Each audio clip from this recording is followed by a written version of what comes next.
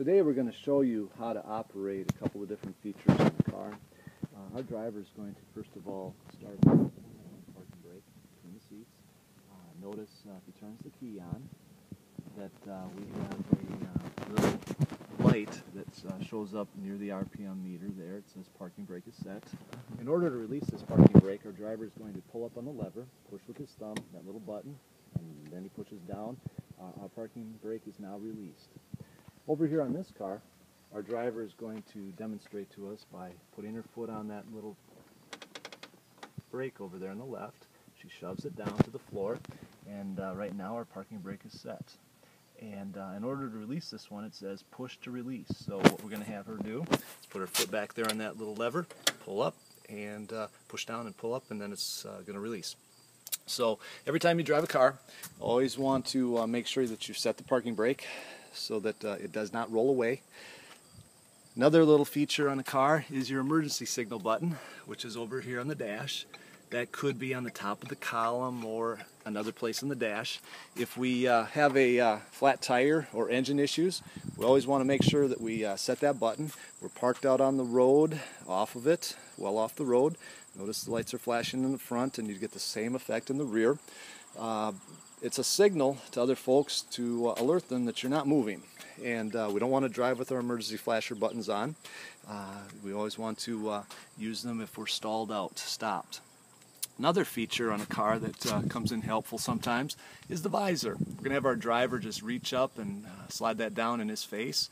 If you've got glare and you possibly forgot your sunglasses, or maybe you even do have your sunglasses on and it's still really bright, that visor can come in helpful on a bright day. We're going to have him release it from the clip, and he's going to pivot it now to the side.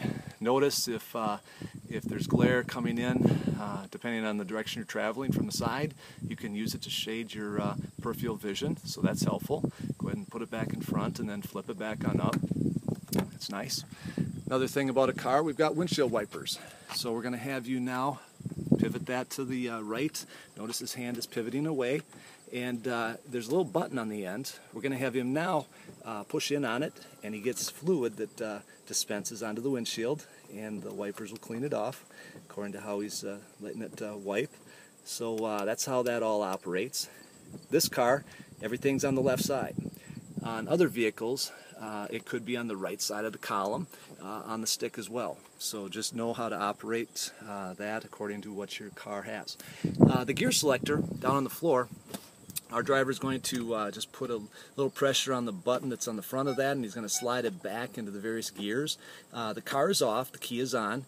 It's not hurting anything at this moment. You don't want to try this when your car's in motion. He's going to put that all the way back in park, so that's good. As far as the little button that's right there by his thumb, that's disengagement of overdrive. He's pushed it, and on the actual dash we can see there a car that is flashing on and off. He's pushing it and releasing it so you can see it. Overdrive is disengaged at this moment, so if we wanted to pull a trailer, we wouldn't harm our transmission. So always remember to push that button. It could be on the gear selector on the column or on the floor, and that way you won't harm your vehicle. Another